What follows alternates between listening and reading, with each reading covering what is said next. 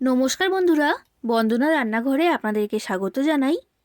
আজ আমি আপনাদের সাথে ফুলকপি দিয়ে তৈরি একটা নতুন ধরনের আর নতুন স্বাদের রেসিপি শেয়ার করছি। এই রেসিপিটার আমি নাম দিয়েছি হাতে মাখা ফুলকপি। এই হাতে মাখা ফুলকপি আপনারা দুপুরে বা রাত্রে তৈরি করতে পারেন। ভাত, রুটি, লুচি, পরোটা সব কিছুর সাথে খেতে দারুণ লাগে।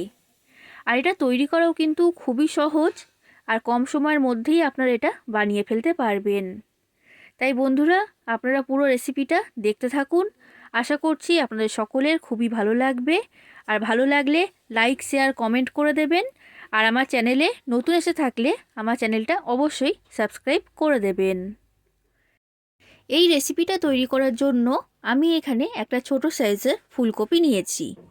ফুলকপিটাকে এই রকম ছোট সাইজের করে কেটে নিয়েছি। এখানে ফুলকপিটা খুব বেশি বড় সাইজের করে কাটলে কিন্তু হবে না।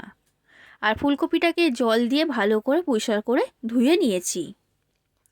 এবার আমি গ্যাসের মধ্যে কড়াইতে জল গরম হতে বসিয়ে দিয়েছিলাম। জলটা ভালো মতো গরম হয়ে গেছে। এবার জলের মধ্যে হাফ চামচের মতো লবণ দিয়ে দিলাম। আর লবণটাকে ভালো করে জলের সাথে মিশিয়ে নিয়েছি। এবার কেটে রাখা ফুলকপিটা জলের মধ্যে দিয়ে দিচ্ছি। এবার এই ফুলকপিটাকে সেদ্ধ করে নিতে হবে। আর ফুলকপিটাকে সম্পূর্ণ সেদ্ধ করলে হবে না, অর্ধেকটা সেদ্ধ করতে হবে। তো গ্যাসের ফ্লেমটা মিডিয়াম ফ্লেমে রেখে কড়াটা ঢাকা দিয়ে দিচ্ছি 3 থেকে 4 মিনিটের জন্য। 4 মিনিট হয়ে গেছে বন্ধুরা, কড়া ঢাকনাটা খুলে নিয়েছি।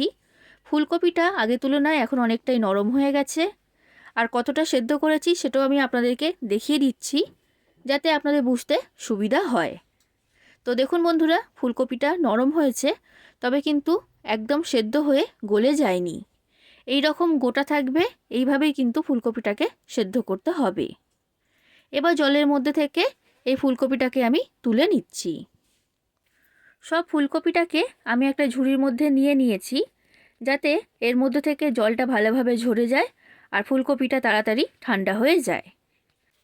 এরপর দেখুন বন্ধুরা, আমি এইখানে একটা বড় সাইজের বাটি নিয়েছি। এবার বাটির মধ্যে আমি দিয়ে দিচ্ছি পেঁয়াজ কুচি। এখানে একটা বড় সাইজের পেঁয়াজ নিয়েছি, আর পেঁয়াজটাকে এই রকম বড় সাইজের টুকরো করে কেটে নিয়েছি।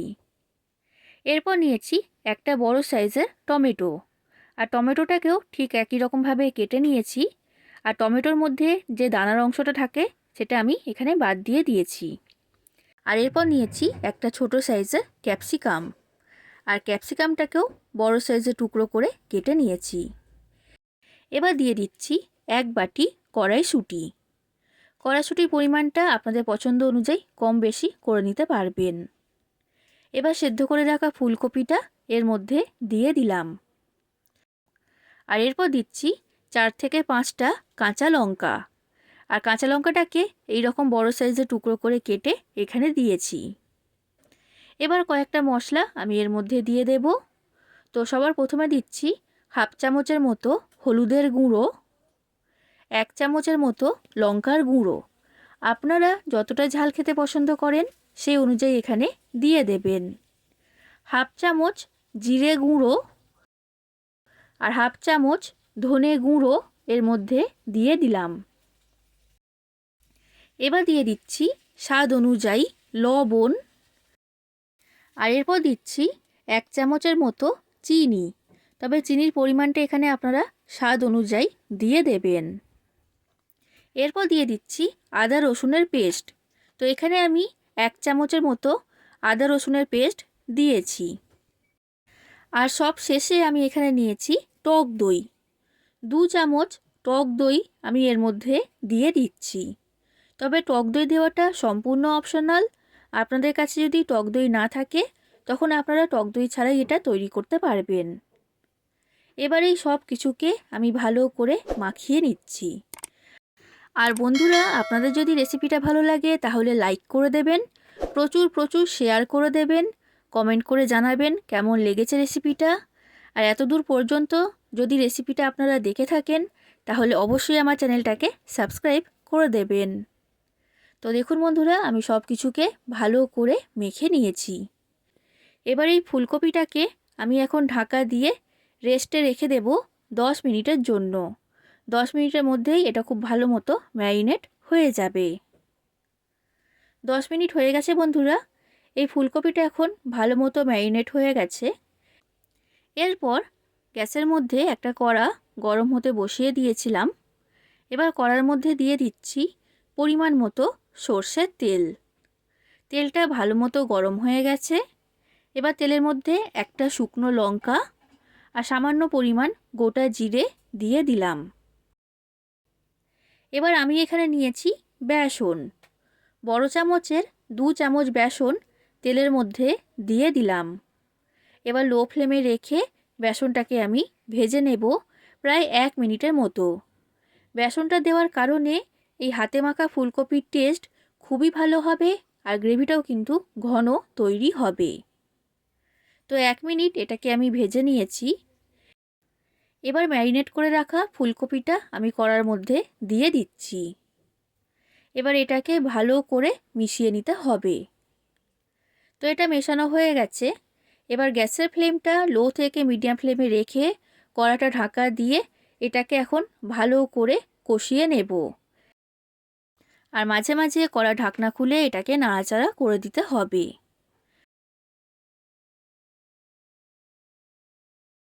প্রায় 5 থেকে 6 মিনিটের মতো এটাকে আমি কষিয়ে নিয়েছি। এর মধ্যে থেকে এখন তেল বের হতে শুরু করে দিয়েছে। এবার যে বাটির মধ্যে আমি ফুলকপিটাকে ম্যারিনেট করে রেখে দিয়েছিলাম সেটা ধুয়ে অল্প পরিমাণ জল এর মধ্যে দিয়ে দিচ্ছি। এখানে জলটা খুব বেশি দিলে কিন্তু হবে না।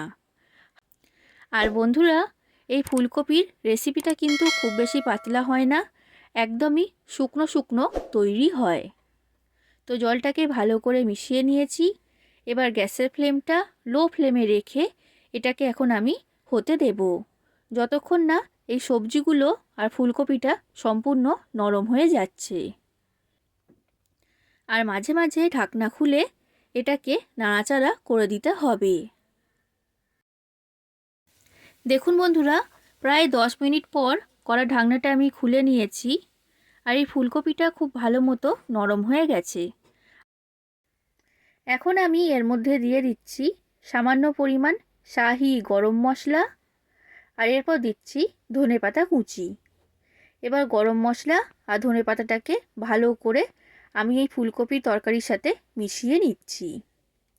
এবার গ্যাসের ফ্লেমটা লো ফ্লেমে রেখে আরও 2 থেকে 3 মিনিট এটাকে আমি হতে দেব। 3 মিনিট পর কড়া ঢাকনাটা আমি খুলে নিয়েছি। তৈরি হয়ে গেল ফুলকপির একটা দুর্দান্ত স্বাদের রেসিপি। এটা পরিবেশন করার জন্য সম্পূর্ণ তৈরি। তাহলে বন্ধুরা, আপনারা বাড়িতে অবশ্যই একবার এই হাতে মাখা ফুলকপির রেসিপিটা ট্রাই করবেন আর কেমন লেগেছে সেটা আমাকে কমেন্ট করে জানাবেন। আশা করছি আপনাদের সকলের রেসিপিটা খুবই ভালো লেগেছে। আজ আসি বন্ধুরা, আবার দেখা হবে অন্য কোনো দিন অন্য কোনো রেসিপির সাথে। ধন্যবাদ।